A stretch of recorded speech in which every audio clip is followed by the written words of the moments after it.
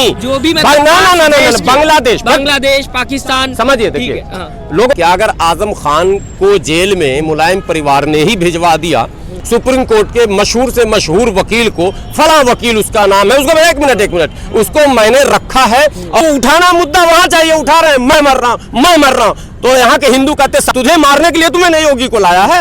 जब मुसलमानों को इन्होंने इस्लाम समझने नहीं दिया, मुसलमानों को इन्होंने कट्टर बना दिया, वह सरकलम कर देंगे, वो ऐसे क्यों बोला? अबे तू कौन होता है सरकलम करने वाला, मुझे बता पहले। इसीलिए तो रामपुर के बारे में हम खूब जानते हैं।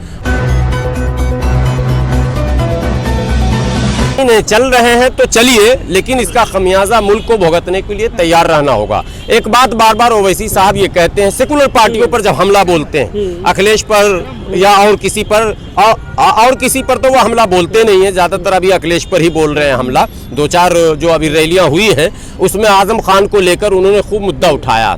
अब सवाल मेरा ये पैदा होता है कि अगर आजम खान को जेल में मुलायम परिवार ने ही भिजवा दिया, अखिलेश ने ही भिजवा दिया, तो छुड़वाया किसने? वकील किसने रखा? क्या ओवैसी साहब स्वयं भी बैरिस्टर हैं? और आज तो ओवैसी साहब पैदा नहीं हुए। ओवैसी साहब, इनके वालिद मोहतरम भी जो है वो भी एमपी थे, ये भी एमपी हैं, और एमपी अभी नहीं बने हैं, ये अब तीसरा टर्म इनका एमपी का है। तो इनके पास वकील नहीं था, और अगर था तो आपके कैमरे पर मैं कह रहा हूँ ओवैसी साहब अब जो अगली सभा करें उसमें अपने वकील का नाम बता दें कि हमने आजम खान की जमानत के लिए सुप्रीम कोर्ट के मशहूर से मशहूर वकील को, फला वकील उसका नाम है, उसको एक मिनट उसको मैंने रखा है, और इंशाअल्लाह अखिलेश तो छुड़ा ही नहीं सकता क्योंकि वो तो अंदर ही करवाया है, ये आरोप है उनका। मैं पिछला भाषण भी सुन रहा हूं, तो मैं छुड़वाऊंगा। ये तो आप नहीं कह रहे, आप विक्टिम कार्ड खेल रहे हैं। आजम खान क्यों अंदर गए ये सुनिए, ये ओवैसी साहब हमसे ज्यादा नहीं जानते। अब ओवैसी साहब उस परिवार से मिले होंगे। मैं इस्माइल बाटलीवाला साहब की टीम में, जो नेशनल इत्तेहाद मंच की टीम है, उस टीम में बहुत पहले वहां के किसानों से मिला हूं। जो यूनिवर्सिटियां बनी हैं, उस यूनिवर्सिटी में जो किसान की जमीन गई, मैं उससे भी मिला हूं। वहां जो आरोप बकरी और मुर्गी का लग रहा है और जिस किताब का आरोप लग रहा है, मैं वहां भी गया हुआ हूं, और परिवार से भी मुलाकात, उनकी अहलिया से भी मुलाकात हो चुकी है। और रामपुर, मैं ये बता दूं आपको कि रामपुर एक मेरा घर है, एक तरह से वहाँ सैकड़ों लोग हैं जो हमें खाना खिलाते हैं, अपने घर रुकते हैं और मेरी मेहमान नवाजी करते हैं और अपने प्रोग्रामों में मुझे बुलाते हैं। तो रामपुर के बारे में हम खूब जानते हैं। ओवैसी साहब सिर्फ एक कार्ड खेल रहे हैं, वही कार्ड खेल रहे हैं। मथुरा का कार्ड तो अभी देखिए, अब चुनाव आ रहे हैं, मथुरा का कार्ड खेल रही बीजेपी, तो समाजवादी पार्टी। तो अगर ये आजम खान का एक मिनट फिर मथुरा पर बोल रहा हूँ। ओवैसी साहब, आप तक अगर मेरी आवाज जा रही है, 1991 में 18 अगस्त 1991 को भारत की संसद में, जब ओवैसी साहब भी मौजूद थे, भारत की संसद में, ओवैसी साहब आज से राजनीति में विधायक भी रह चुके हैं, सांसद भी रह चुके हैं, कोई बच्चे नहीं है कि अभी उनको पता नहीं होगा ना। 18 अगस्त 1991 में भारत की संसद में एक बिल आया। उस बिल का places of worship special provision act 1991 के नाम से जाना जाता। उसमें ये लिखा हुआ है कि अयोध्या को छोड़कर बाकी जितने भी धार्मिक स्थल हैं वो 15 अगस्त 1947 की सुबह में जिस स्थिति में थे उसी स्थिति में रहेंगे। एक बात। दूसरी बात उसमें लिखी हुई कि उसके कैरेक्टर को, उसके स्ट्रक्चर को, उसके बनावट को कोई चैलेंज भी अब नहीं कर सकता। बात समझ गए? तो जब चैलेंज कर ही नहीं सकता है तो कोई मथुरा बोलकर राजनीति कर ले, तो आप क्यों कूद रहे हैं? मतलब तू भी बोल, हम भी बोले, हम मुसलमानों के देखो अयोध्या हो गया, अब मथुरा होने वाला, अब काशी होने वाला। कौन कह रहा? ओवैसी साहब कह रहे हैं। इस तरह के जो भी नादान मुस्लिम, अभी मैं वसीम रिजवी का भी नाम फिर से ले लेता हूँ। वसीम रिजवी के पीछे कौन पड़ा हुआ? वसीम रिजवी के पीछे कौन पड़ा हुआ जिसको जितेंद्र त्यागी किसने बना दिया? यह आरोप अब मैं लगा रहा हूं, मुसलमानों ने बना दिया खामखा। इस्लाम का एक दायरा है, जो उस दायरे को एक मिनट सुन लीजिए। इस्लाम का एक दायरा है, उस दायरे को जो लांघेगा वो खुद ब खुद काफिर हो जाएगा। तो फतवा आप देने वाले कौन है? आपसे किसने मांगा फतवा? एक मिनट, तमाम मुफ्तियों से मैं पूछता हूँ कि फतवा मांगा था किसने आपसे? जबरदस्ती रात दिन। अब गए हुए महीनों हो गया, करेंगे तो सवाल तो उठेगा। नहीं, कौन सा सवाल? हमारी मर्जी है ना, भारत है ना जी। हम गलत बोलेंगे? अरे भाई, फिर वही बात, मतलब सर कलम करने वाले ग्रुप है आप लोग। अगर कोई बोला बात समझिए, कुरान की आयत है लकुम दीनुकुम वलिय दीन, तुम्हारा दीन तुमको मुबारक, हमारा दीन हमको मुबारक। एक दूसरा है लाइक रहा फिद्दीन, दीन में जोर जबरदस्ती नहीं। वो कुरान को गलत बोले, वो अल्लाह का इनकार कर जाए, वो रसूल का इनकार कर जाए, आप कौन होते हैं?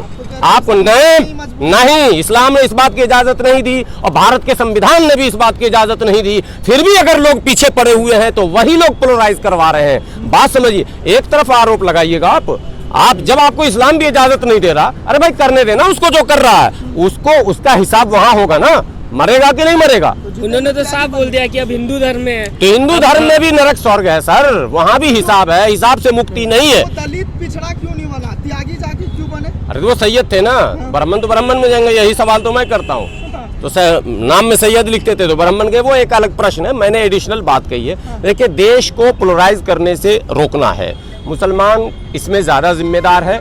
मजहबी नुक्ते नजर से भी आपके ऊपर, हमारे ऊपर, यानी मैं मुसलमानों से बात कर रहा हूँ, उनके ऊपर एक जिम्मेदारी है। देश के अंदर अमन, प्यार, भाईचारा, एकता, अखंडता रुके। हम मुसलमान, सिर्फ मुसलमानों की, सिर्फ मुसलमानों की, किसी की नहीं। मैं वहाँ क्यों इस्लाम कह रहा, क्योंकि अगर इस्लाम कह रहा है, इंसानियत ने सेक्युलर का ठेका ले रखा है। हाँ एकदम है, मैं कह रहा हूँ, आपके कैमरे पर दावे से कह रहा हूँ, सेकुलरिज्म को बचाने का भी ठेका मुसलमानों के सर पर है। इस्लाम इसलिए तो मुसलमान 2% पढ़ा लिखा है आज इस देश में, अगर बात की जाए तो। अगर आप रिपोर्ट ये यहाँ मैं बता, अब आप लाइन पर आ गए। ये जो लोग तालीम में पिछड़ गए और जो क्या कहते हैं इकोनॉमिकल वीकनेस है, आज पूरा जो माने हाशिए पर आप हैं, अंतिम पायदान पर है। अब तंजीमों से सवाल होता, आपने इनको जज्बाती क्यों बनाया? इस्लाम खतरे में है, रामलीला मैदान भरिएगा। पटना में अभी दीन बचाओ देश बचाओ रैली हुई थी 3 साल पहले, कोरोना से पहले, याद है आपको?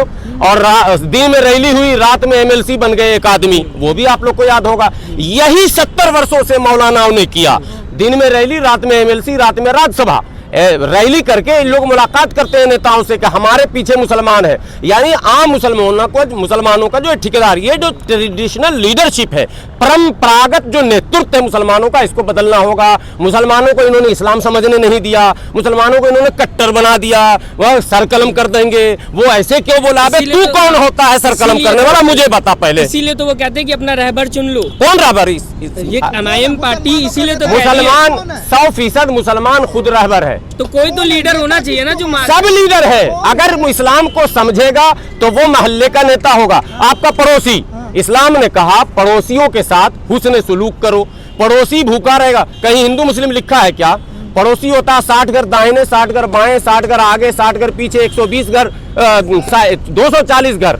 240 घर का आप ख्याल रखते हैं? अपने भाई से लड़ रहे हैं, आपको क्या तालीम दी गई? तंजीमें तो बनी, जज्बाती नारे पर भीड़ तो जमा किया गया, लेकिन तरबियत क्या दी गई? आप नहीं, आपके पड़ोसी आपसे नाराज है साहब। आप करें, सारे रहनुमा है। आपको मजहब जो है रहनुमाई के लिए, तखलीक ही रहनुमाई के लिए हुई मुसलमानों की, इसको अल्लाह ने पैदा ही किया रहनुमाई के लिए। तो लेकिन अफसोस है, लीडर नहीं बनना चाहिए मुसलमानों की पार्टी अगर बन रही है। 100% जो कौम लीडर हो, उसमें फिर लीडरशिप की लड़ाई क्यों हो रही है? लीडरशिप कोई तो हो जो अच्छा, आपके लिए खड़ा रहे। तो ओवैसी साहब ये बोल दे कि हमसे पहले जितने उलमा थे वो गलत थे, बोले? ओवैसी साहब रास्ते पे चल रहे, कहाँ रास्ते? वो सीधा रास्ता। सीए एनआरसी होगा तो हम खड़े रहेंगे। सीए एनआरसी भी गलत पेश किया इन लोगों ने। मैं पहले भी बयान दे चुका हूँ आपके चैनल पर, आज भी कह रहा हूँ, सीए एनआरसी मुल्क के खिलाफ, मुल्क की बड़ी आबादी के खिलाफ। अब मौका नहीं है तो फिर उस मौजू पर आप आ जाएंगे। मैं एनआरसी बता दूं, हो ही नहीं रहा टारगेट। अब जबरदस्ती आबाइल मुझे मार कह रहे हैं, कहीं टारगेट नहीं हो रहा। तो कह रहे हैं कि कभी भी हम कर सकते हैं ना। नहीं कहा, फिर पहले एनआरसी को समझाता हूँ, फिर सीए को। चलिए दोबारा भी जाना चाहिए। एनआरसी में शर्त सरकार ने रखी है, रेवेन्यू रिकॉर्ड ही वैलिड होगा। पासपोर्ट, आधार कार्ड, पहचान पत्र, ड्राइवरी लाइसेंस और दीगर जो चीजें हैं वो वैलिड नहीं है। यानी आप देश के नागरिक हैं, इसके लिए रेवेन्यू रिकॉर्ड आपको शो करना पड़ेगा। इत्मीनान से, ईमानदारी से, जो लोग भी सुन रहे होंगे उनसे मैं गाली बाद में दे लीजिएगा, हमें पता है गाली भी देते हैं लोग, ठीक है, लेकिन पहले इत्मीनान से सोचिए। मैं बिहार का हूँ, डोम बिरादरी हमारे यहाँ है। मैंने उसका सर्वे करके अपने चैनल पर, मैंने कई चैनलों पर दिखवाया कि दिखाइए, वो लैंडलेस है, उनके पास अपनी जमीन नहीं है। हमारे यहाँ मुसहर बिरादरी है, वो लैंडलेस है, उनके पास अपना रेवेन्यू रिकॉर्ड तो दूर की बात, अपनी जमीन आज भी नहीं है। हमारे यहाँ जो जाटव चमार जिनको कहते हैं, 50% सरकारी जमीन पर आबाद है, रेवेन्यू रिकॉर्ड नहीं मिलेगा। खतौनी में जो होता है, जो फर्द निकलता है वो नहीं निकलेगा उनके बाप दादा का। वो जमींदारों के रहमो करम पर थे, तो उनका आप नहीं सोचेंगे। और एक मिनट, और आदिवासी जो पूरे जंगल के मालिक बने बैठे हैं, उनके पास रेवेन्यू रिकॉर्ड है क्या? तो भारत का आदिवासी अभी आसाम में एनआरसी हुआ, आपको पता 19 लाख में 14 लाख नॉन मुस्लिम थे। वो कौन थे? उनको तो सब बांग्लादेशी थे। में अंदर कर लिया जाएगा। अरे बांग्लादेशी को कर लिया जाएगा। अब बिहार में अफगानिस्तानी, बांग्लादेशी जितने भी अब उस पर आ रहा हूँ। अभी सीए पे आप क्यों टोक रहे हैं? मैं एनआरसी की बात कर रहा हूँ, सीए भी समझाता हूँ। मैं समझाता हूँ, कोशिश कीजिए समझने की, तो बात आ जाएगी। एनआरसी पर मैं एक मिनट सर, बहुत बात हो रही है देश में। एनआरसी हो गया। एनआरसी में अधिकांश लोग आदिवासी, दलित, 10-5% मुस्लिम भी लैंडलेस जो हैं वो भी जाएंगे, एनआरसी में बाहर होंगे। मुस्लिम तो चलिए सीए से, अब सीए पे आ रहा हूँ, सीए में नहीं लौटेगा। कौन वकील और अक्लमंद बोल दिया कि बिहार का हिंदू, यूपी का हिंदू, हरियाणा का हिंदू, मध्य प्रदेश का हिंदू, राजस्थान का हिंदू, महाराष्ट्र का हिंदू अगर एनआरसी में बाहर हो गया तो वो सीए में अंदर कैसे होगा? हमको ये समझा दीजिए। सीए में तो ये बोल दिया गया ना, साफ कर दिया गया कि जो भी नॉन मुस्लिम है नहीं, आप पत्रकारों के गलत क्यों कर रहे हैं? जो भी नहीं, जो भी बांग्लादेश, पाकिस्तान, समझिए, देखिए लोगों का दिमाग खराब मत कीजिए। बांग्लादेश, पाकिस्तान और अफगानिस्तान, इन 3 देशों से जो आए हुए होंगे 2014 से पहले, उनको नागरिकता मिलेगी। तो 3 देश से वो आए क्या? जो बिहार में मुसहर है वो बांग्लादेश का पता जानता है क्या? पाकिस्तान का इस्लामाबाद, लाहौर जानता है क्या? वो कहाँ जाएगा? सवाल ये है। लेकिन उनको आदिवासी कहाँ जाए? मानते हैं कि नहीं जातिवाद को, नहीं, को बाहर निकालना संविधान के खिलाफ है। अमित शाह संविधान के खिलाफ मानते अब आए ना लाइन पे, संविधान के खिलाफ। तो मुसलमान के खिलाफ क्यों बोले? लड़ाई संविधान की है। आप मुसलमान संविधान की लड़ाई है, संविधान की है, संविधान। मुसलमान मत बोलिए। मुसलमान बोलते ही वो मामला आबैल मुझे मार था किसके खिलाफ और पड़ा किसके ऊपर?